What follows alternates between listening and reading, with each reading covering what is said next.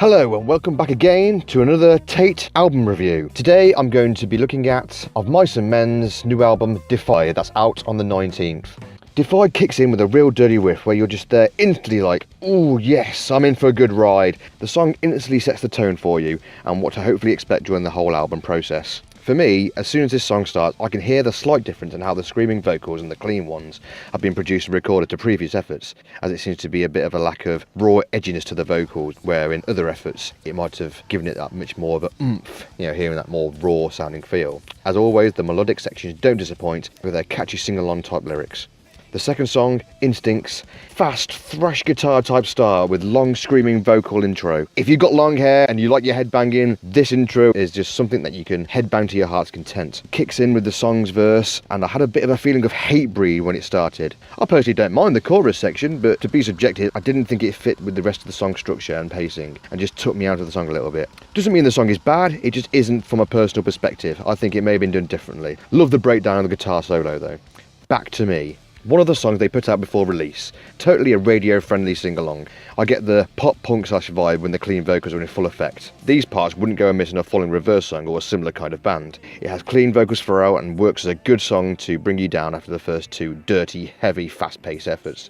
Sunflower. Chimes and the ticking of what sounds like a clock till a soft electric guitar starts the song off with some clean lyrics. After the first two lines, you hear screaming vocals as if that's the response to the clean vocal words being spoken. When I listen to it, there are more giving off the importance of what being said by the screaming vocals in certain situations during the song. Very melody based, that is meant to sound very down to earth and takes another step down from Back to Me, so it can build you up and get you ready back for the next intense tracks that were very similar to track 1 and track 2.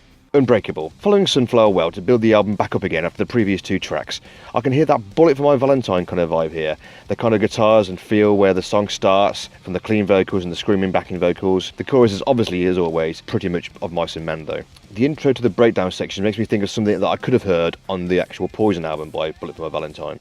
This takes nothing away from the song though, and it obviously sounds like Of Mice and Men.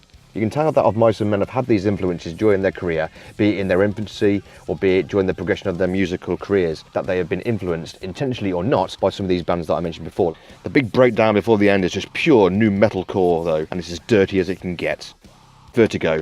Scaling guitars kick off this song and go straight into the clean vocals which build up into the song proper.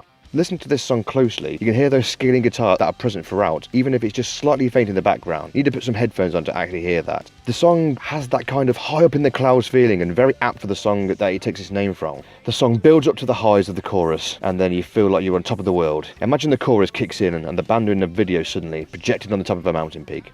The whole song has clean vocals, and maybe on the occasional screaming, but they always faint in the background, and they're used to good effect and not overdone. The song doesn't really need to use them, and works well as its own kind of ballad type song to itself, if you can call it that. I don't know how to categorise it in my own perception anyway.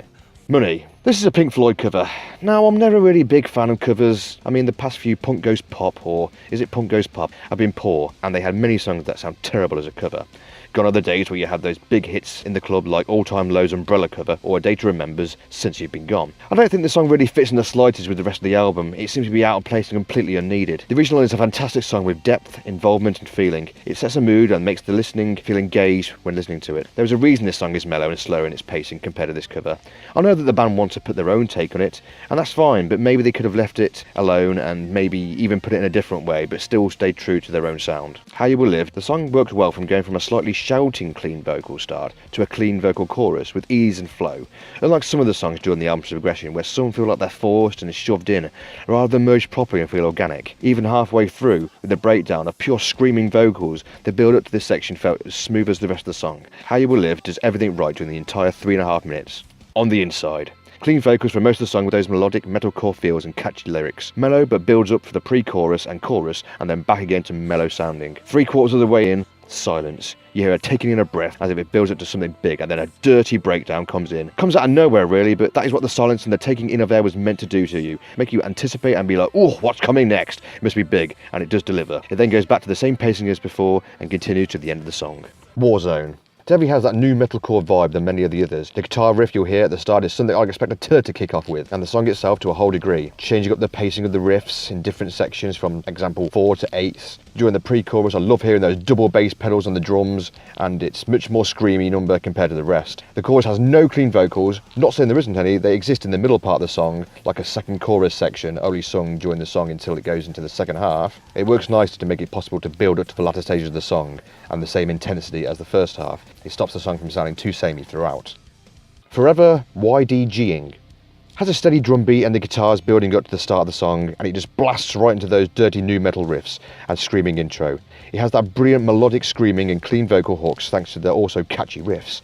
I think this song would have benefited from not having any clean vocals for part of the chorus, as it takes me out of the song and doesn't fit as well as others in my view. Maybe they could have used them in different places, and definitely not for the chorus part at least. If it wasn't for this would have been one of my favourite songs on the entire album. And the final song, If We Were Ghost. A slow number, all clean vocals, which I didn't expect considering the whole rest of the pacing of the album, but definitely is best placed being at the end of the album, as it would have broken up the pacing had it been put in the middle somewhere. Putting it anywhere else would have made it seem out of place and taken you out of the experience. The only problem I see with putting it at the end is a slow number at the very end of the album. I can't be bothered. There's nothing wrong with it, but it does feel like it's the weakest out of all of them.